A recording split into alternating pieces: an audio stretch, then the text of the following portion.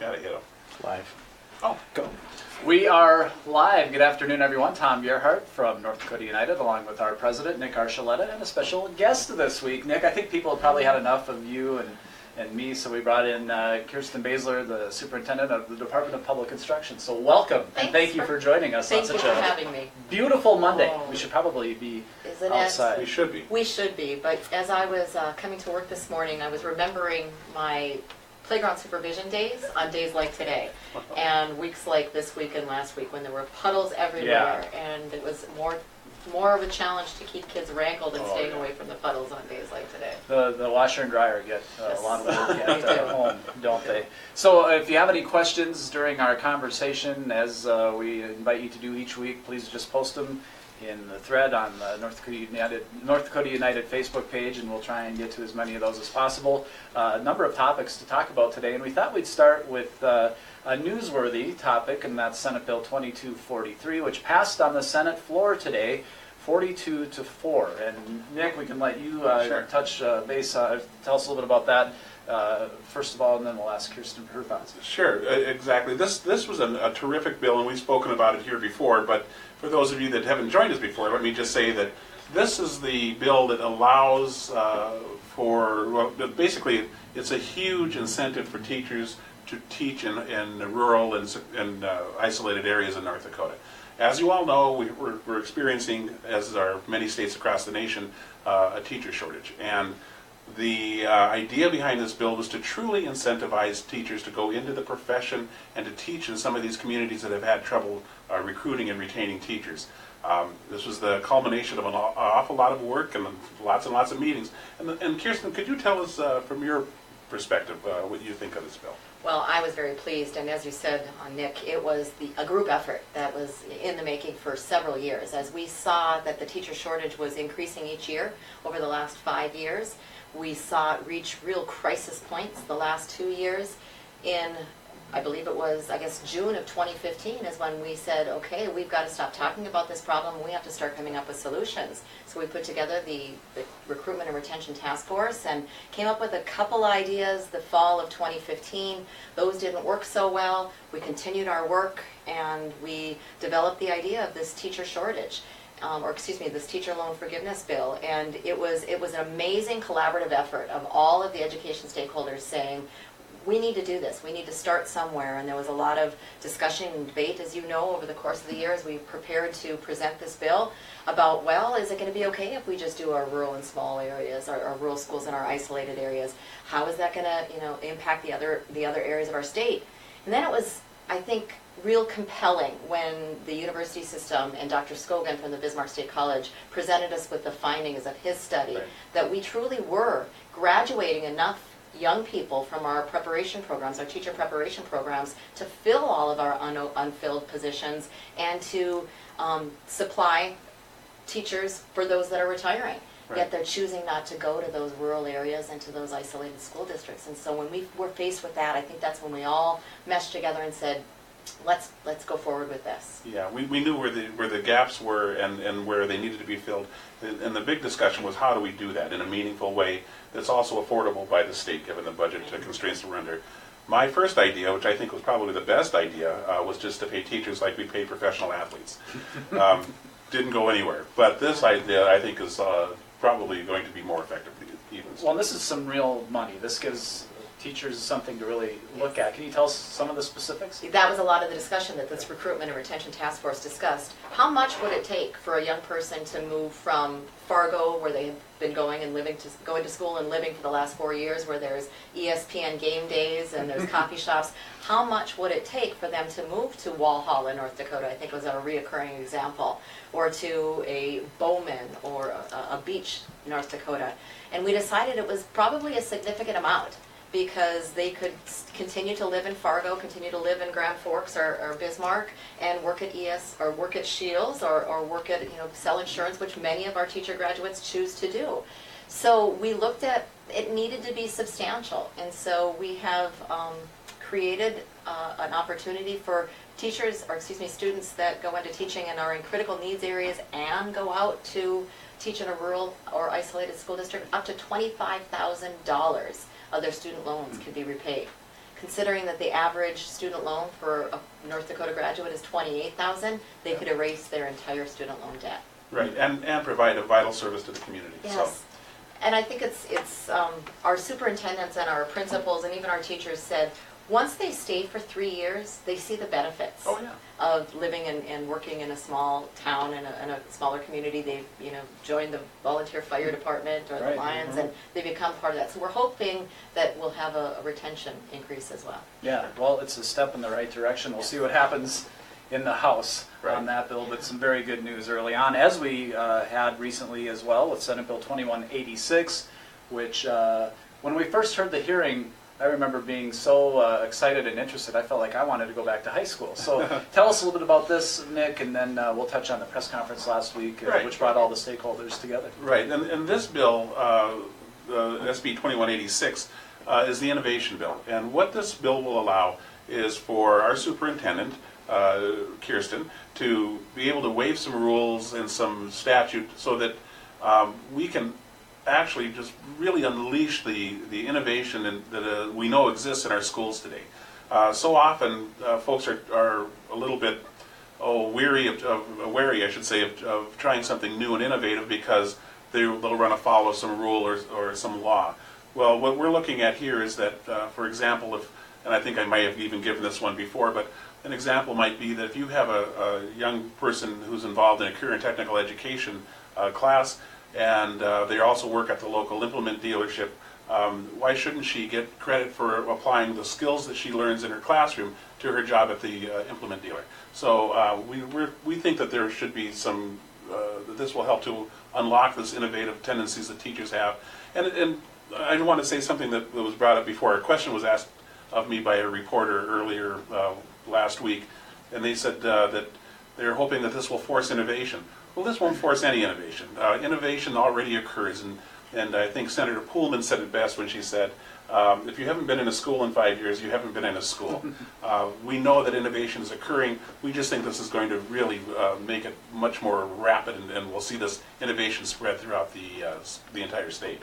Something you're very passionate about too, Kirsten. I know truly you're excited about this. I am, yeah. So this has been something, again, that I've been working on since my first year in office in 2013. As soon as that session concluded, that first year in office, I again brought a group of people together to say, how can we do this differently? We know we want our students engaged. We know we want them to be passionate about coming to school each day, and each year that they go to school, some of our kids lose that passion and that eagerness and that motivation. So how can we help them be passionate, remain passionate? And what I knew from working in our schools was that our teachers are waiting to bust out with these ideas. They truly are. And sometimes they get frustrated by running afoul of those things that confine them and the requirements of this many minutes and this many minutes, and this is what we have to teach to. And so I wanted to provide a way for them to really explore and have the opportunity to really break loose, I guess is the best words, with that art of teaching that we are also which is why we went into teaching. Right. And when you said it's going to force innovation, I think you don't force anything, and anyone that has ever taught or has ever been a parent understands you don't force anything, especially with young people or within a system. And so this bill, went through some amendments and some modifications, and I think it really did pick up some good enhancements by the time it passed the House. The requirement, I know that Senator Oban was very adamant about the fact that the part of the rules and the requirements would be that there would be evidence that the teachers had been consulted on what was going to happen and how it was going to occur. And so those are the things that have made it their way into the bill. It needs to be school board approval. The school districts need to show that they have evidence of support from their teachers, much like when a school would have the need to go from a title targeted school to a school-wide. The principal would need to provide evidence that the teachers were supportive of this and they had been consulted. So I think that we've done some really good things, and we don't want to force this, but at that press conference, I think I shared Senator Rust's comments that this is the best part of charter schools. It allows our schools to be innovative and to do some different things. So it takes all of the positive aspects and good components of charter schools while leaving behind the bad things about charter schools. Lack of public accountability, lack of oversight. And so I'm very excited about this. Yeah, We- I'm just step all over that there for you. The thing I like about this particular bill is its timing. We are just ending the No Child Left Behind regime. We're going into the Every Student Succeeds Act, and that's going to govern our schools for at least the next 7 years.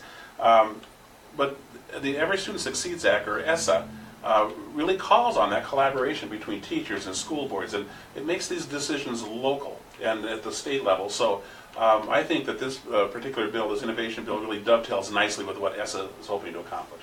I agree.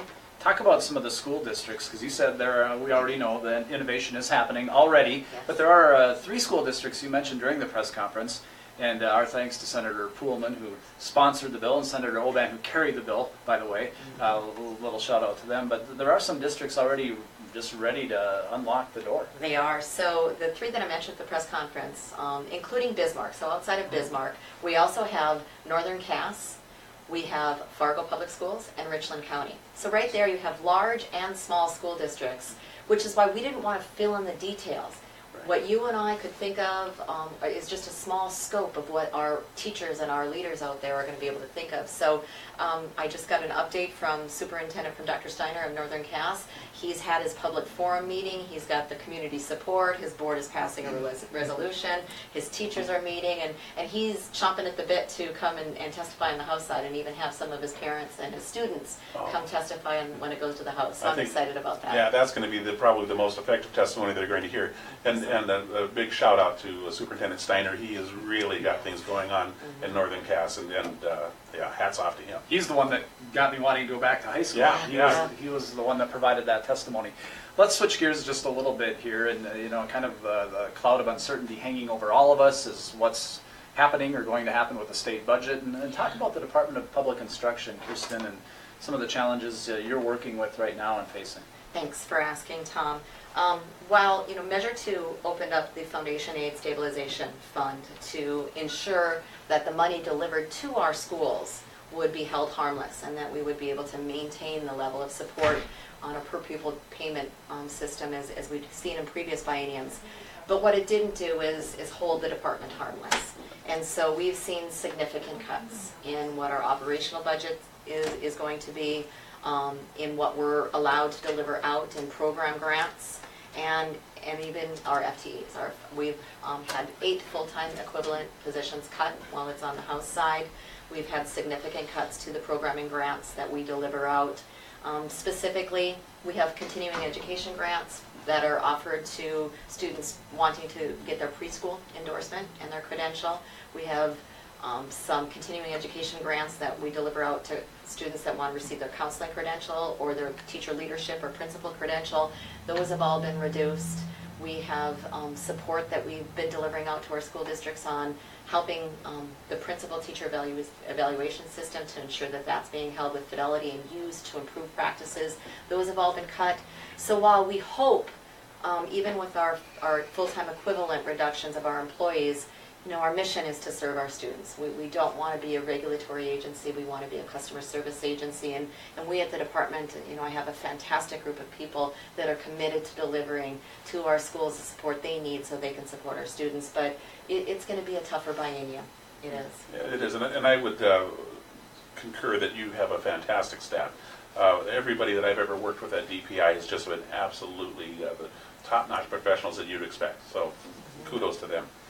But in the long term, you don't see any of these, at least for the next biennium, any of these cuts that you've had to take as affecting the services delivered to students right now? Not to students. As I said, the delivery to our, as far as our programming grants, yes, some. But no, we are going to maintain that high level of service to our schools so they can serve our students as we possibly can. So You brought up ESSA a little bit earlier, Nick. I know you wanted to ask Superintendent Baesler a little bit about that topic. You mentioned local. I've heard it a lot since I've come on board, local control, bringing decisions back to the locals. But talk about ESSA a little bit. Well, I will defer to the superintendent about that. When you see school districts around the state now that are getting their, we've served. I got to serve the pleasure of serving on the task force, the ESSA implementation task force. What are you hearing from around the state and various school districts about how the implementation is going so far? Well, the implementation will begin this August 1st, and so right now we have our first draft, our first official draft. Actually, last week on February 15th, Thursday it was, no, excuse me, Wednesday, we posted it on our website and we're collecting public feedback. We will submit all of those comments to the U.S. Department of Education along with our first draft on April 3rd. And I suppose we will need to negotiate and bargain a bit with the Department of Ed and hopefully have final approval by sometime in May, at the very latest June, so we can begin the implementation. One thing I think that's important, and Tom, you said it very well, we were fighting for 15 years to have the control of education returned back to the states. Yep. And we were saying under No Child Left Behind, we know our students best. We can do this better. We know what we need. And we finally got that. And so when we received that with ESSA in December 2015, we made a commitment at the department that we weren't going to write this plan as a department at the state level either.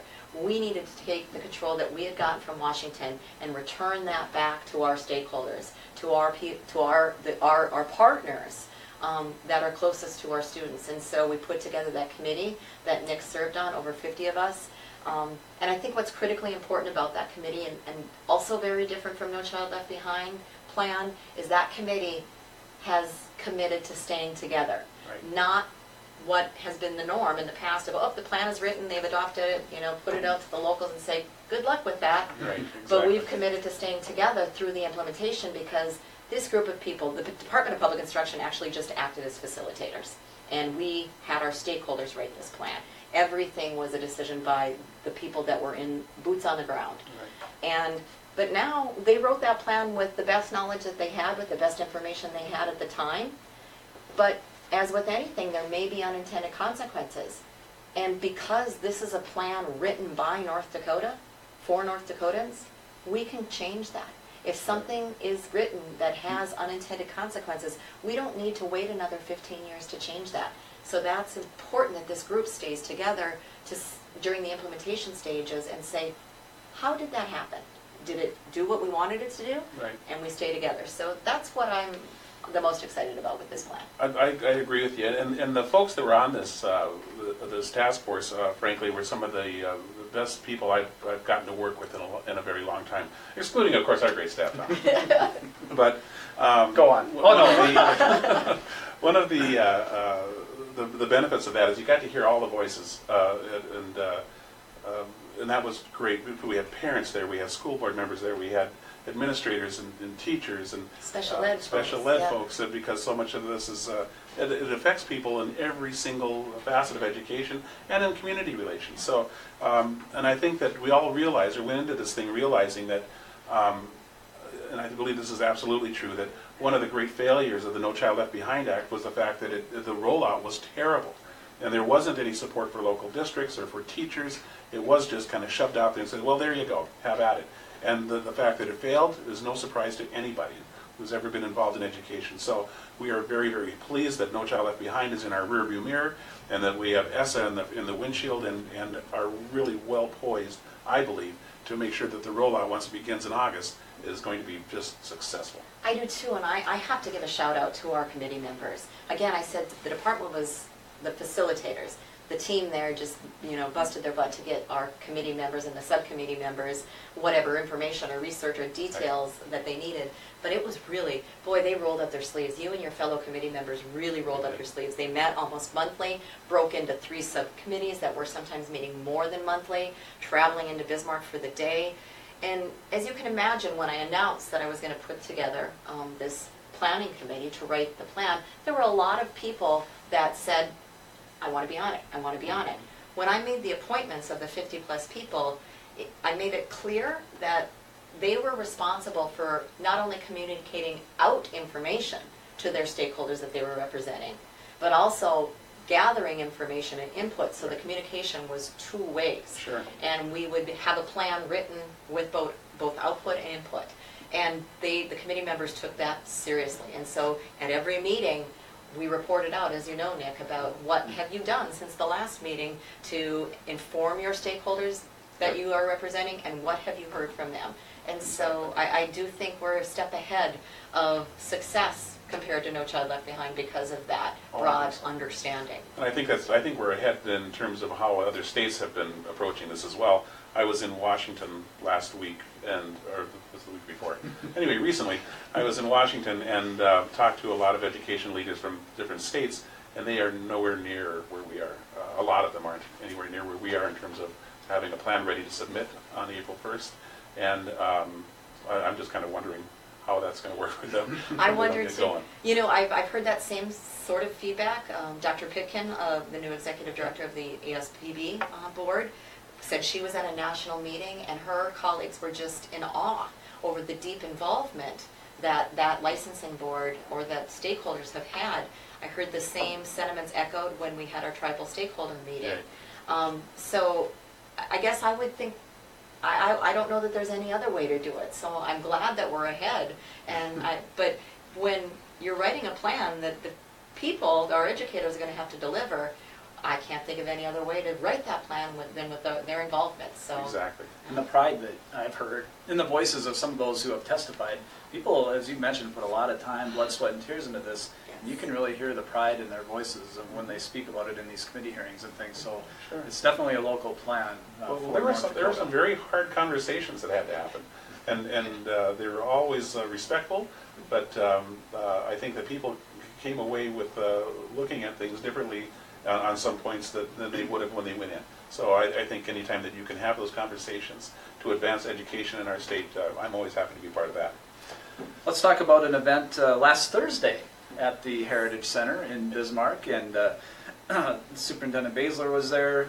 We showed the film Most Likely to Succeed, have a gathering of lawmakers, and a very nice evening. Talk about the evening a little bit and what you took out of the conversations you had. again, a thank you to ND United for being a sponsor of that event. They partnered once again with the Greater North Dakota Chamber and the nonprofit organization that the department's working with, a firm called, or an organization called Knowledge Works, that has worked with other states. They're based out of Ohio, but they work with other states on project-based learning, individualized personal learning, and competency-based learning. So they sponsored this event, and we, as you said, had Senate members, senators, and representatives from our legislature that were there, and it was a good evening. It was a good turnout. This movie, we had a road show, if you will, last fall that again the Chamber and ND United sponsored, and I'm going to say that again.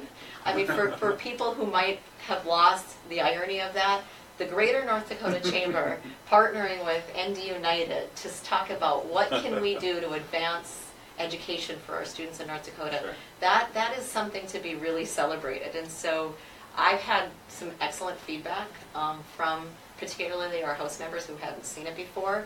Over the weekend, they said they were skeptical about watching the film, coming to this event. We're so glad they did.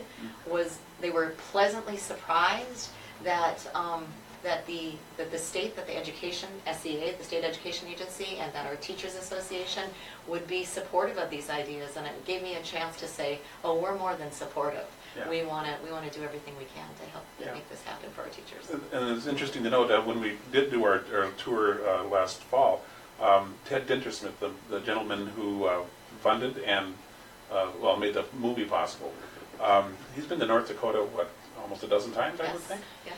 And one of the reasons he likes coming here is because he sees that there is a real professional relationship between the Teachers Union and the Department of Public Instruction and the Chamber of Commerce in their state, the Greater North Dakota Chamber, because we all get the picture. And it's, in my remarks to the legislators at the event last Thursday, I told them that education in North Dakota, and I truly believe this, is not a partisan issue. It's not bipartisan, it's not partisan, it's nonpartisan.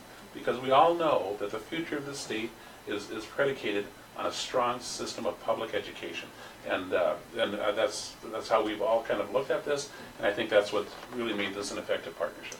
Ted will be coming back again to North Dakota in March of this year to our STEAM conference that will be held in Minot in the middle of March.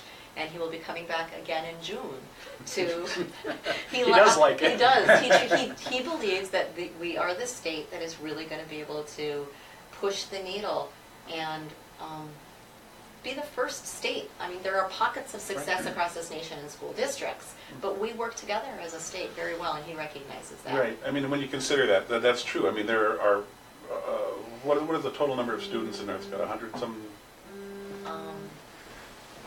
Sorry? That's all right. There's 110,000 students in the state of North Dakota. So there are 110,000 students in our state. There are school districts in this country with more students. This is true. So Yes. it is important for us to work together, I think, and the idea that we can work together to facilitate progress across the country, or across our state, is a very good thing.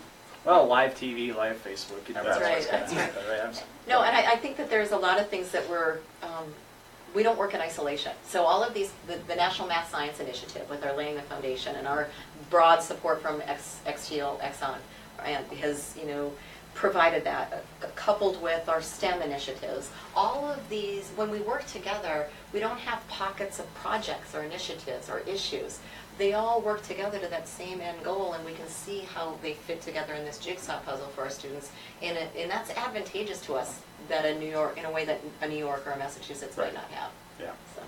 We have a comment here from Amy who says, legislators need to hear more from teachers. How do we go about doing that? Or do you think teachers' voices are being heard at all? Well, Amy, we can help you out there. Yeah, we can help you out there. In fact, legislators, when they get back home in their districts, they want to meet with you. And in fact, I think each of the last two, we know that there are candidate forums all across the state.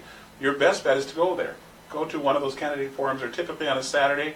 Go grab a cup of coffee and go down and talk to those folks. They really do need to hear from you, and they do want to hear from you. They also hear your voice. I don't know if you've heard me over the last few, since we started this, talking about becoming a member activist. And what we do is we share action items with those folks so that they know what's coming up on the legislative calendar, and they can contact their representatives or key representatives or senators about those issues. And believe me when I tell you that it makes a big, big difference. This session, we have heard a ton from our friends in the legislature who have really been impressed with the number of contacts they've received from our members. They know these things are important to us, and they do take it seriously. They certainly do. And again, I'm going to give a shout out to those legislators. The majority of them work so hard, and so don't ever think that they're not interested or that they have other issues that they're working on. Even if they're not on the House Education Committee, they still have to vote on every bill that comes out of those education committees, and they do want to hear from their constituents. I think it's very important. I was, again, after we had the House Bill 1432, and we had some legislators that voted no on that bill, and they had received a lot of emails that were very angry about their vote, and then suddenly the day after they received a whole flurry of thank yous from their educators from across the state. And it wasn't just their educators or within their district. It seemed like educators, teachers, and principals, and Right. all educators were emailing all of the representatives. And I can't tell you what a huge difference. It just turned around the whole feeling and sentiment towards public education Right. that week when they got those thank yous for voting no Sure. on that issue. So And it speaks highly of our folks that are in teaching, and that they're professional educators in the state. Yes, they want something. Yes, they can be pretty insistent to get it, but they're also very polite and saying grateful. thank you. Yeah, Yep. and grateful when it comes we, through. yep, Yeah. sure does, yeah. Well, Kelly posted a link under our Facebook thread here to how to become a member activist, so you can click on that, Amy, and please feel free to reach out to us for anything, any other ways that we can help you. Finally, I guess we're going to break out some props and talk a little bit about Read Across America Day coming up March 2nd, and we all have our Cat in the Hat hats here.